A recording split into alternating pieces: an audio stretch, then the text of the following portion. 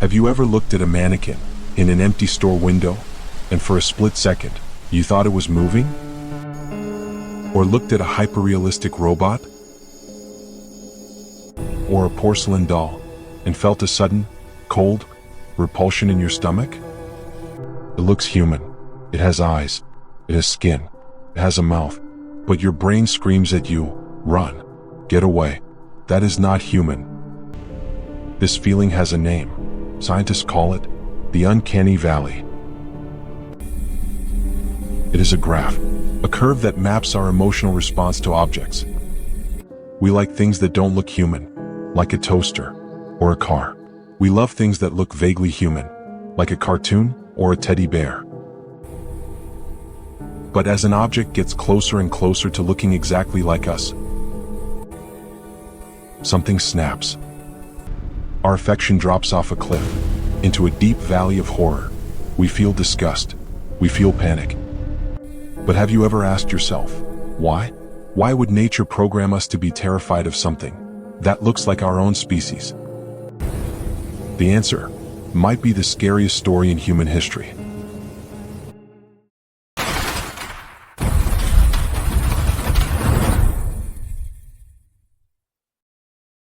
Evolution does not waste energy.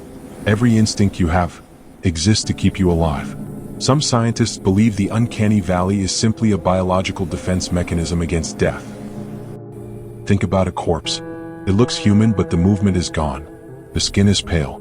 The eyes are cloudy.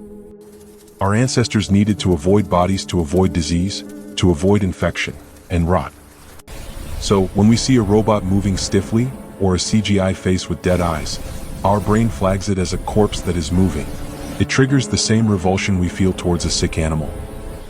It is a logical theory. It is comforting. It tells us that we are just trying to stay healthy. But there is a problem with this theory. We don't just feel disgust. We feel hunted. Before we talk about monsters, we must talk about men. Not all predators have claws or fangs. Some wear suits. Some are your neighbors. We know that psychopathy exists. People born without empathy. People who cannot feel love or guilt or fear. But they learn to fake it. They watch us. They study how we smile when we are happy. They study how we cry when we are sad. And they put on a mask, a perfect simulation of a human personality. But sometimes, the mask slips. You see a momentary blankness in their eyes, a smile that doesn't reach the muscles around the eyes, and you get that same feeling in your stomach. The uncanny valley might not just be for robots. It might be an alarm system to detect the predators living among us, hiding in plain sight. This implies a more terrifying possibility. If we love other humans, and we are social creatures, we should feel comfort when we see a face that looks like ours, but we feel a threat. At some point in our ancient past, during our evolution, there was something else on this planet. Something that looked human, but wasn't. Something that walked on two legs, had a face like ours, used hands like ours. But it wanted to hurt us. And the only people who survived were the ones who could tell the difference. Imagine you are an early human, 100,000 years ago. You are sitting by a small fire in a cave. Outside it is pitch black. The forest is full of predators, tigers, wolves, bears. You know what they look like. You know how to run from them. But then, you hear a noise. A twig snaps. Out of the darkness, a figure approaches. It looks like your brother, or your mate, or your child. It smiles at you. It beckons you to come closer. But something is wrong. The smile is too wide. The eyes are too empty. The movement is glitchy, too smooth. Your instincts scream. Your hair stands up. You don't know why, but you grab your spear, because that thing is not your family. That is a predator using a disguise. Biologists call this aggressive mimicry. Some spiders pretend to be ants to eat them. Some flies pretend to be bees. Is it so hard to believe that a predator evolved to mimic the ultimate prey? We know we weren't alone. Homo sapiens shared the earth with Neanderthals, Denisovans, Homo floresiensis. Maybe the uncanny valley is just a memory of war against other hominid species. But Neanderthals were not monsters. They were people. The fear of the uncanny valley is different. It is a fear of the wrongness. It suggests a predator that was intelligent enough to deceive us. It learned our sounds. It learned our walk. It learned to call our names in the dark. Now look at the stars. Think about the most common description of an alien visitor. The gray, large head, small body, huge dark eyes. Why do we describe them like this? It is not random. It is a manipulation. They look like human children. The proportions, the big eyes, they are designed to hack our parental instincts. We are programmed to protect things that look like babies. But the grays push it too far. They fall right into the deepest part of the uncanny valley. They look like us, but stripped of humanity. Maybe they are not biological creatures at all. Maybe they are biosuits, or drones, designed to look vaguely human so we don't shoot them on sight. Or maybe they are what we evolve into, and that is why we fear them.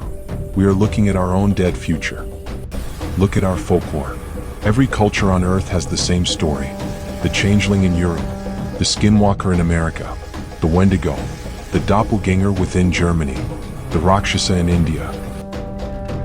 Stories of things that steal faces, things that replace people. Why do we all share this specific nightmare? Unless it wasn't a nightmare, it was history. Maybe we hunted them to extinction. We killed the mimics. Or maybe they just got better at hiding. As humanity advanced, we stopped fearing the monsters in the woods and started building them in our workshops. In the 18th century, master watchmakers created the first automatons, mechanical dolls that could write, draw, and play music. They were marvels of engineering, but they were also deeply disturbing. Kings and queens watched in silence as a clockwork boy breathed with a mechanical chest. It mimicked life too perfectly. It was an imitation of a soul, trapped in gears and oil. We realized then for the first time that we could create things that did not belong in God's plan.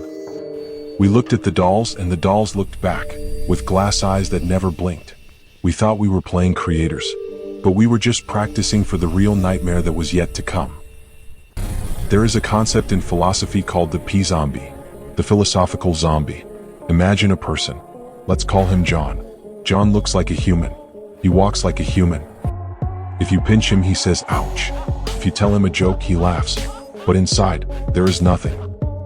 No consciousness, no soul, no experience of the color red or the taste of chocolate.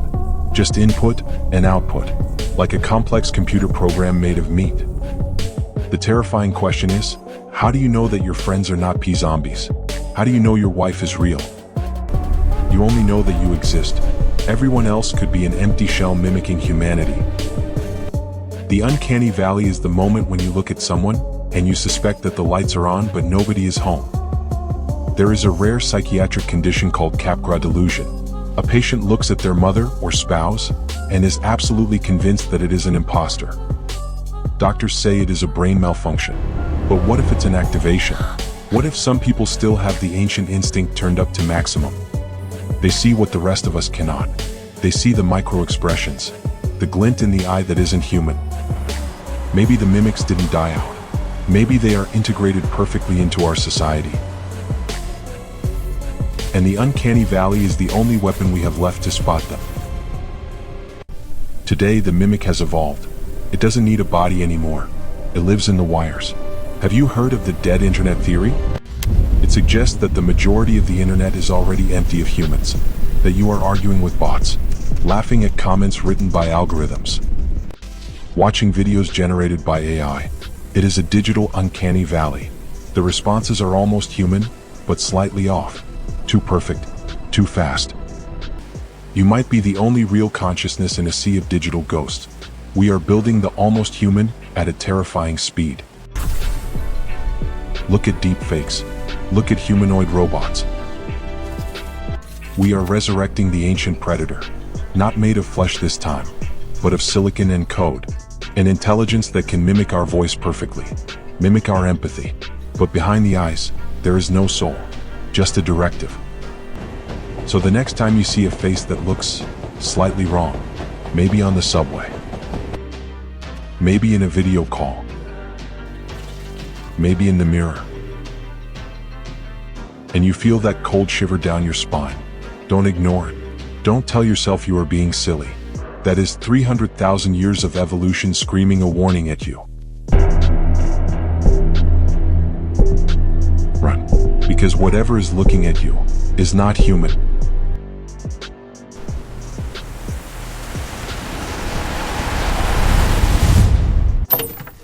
Subscribe to Forbidden Hypothesis before they replace you. See you in the next simulation.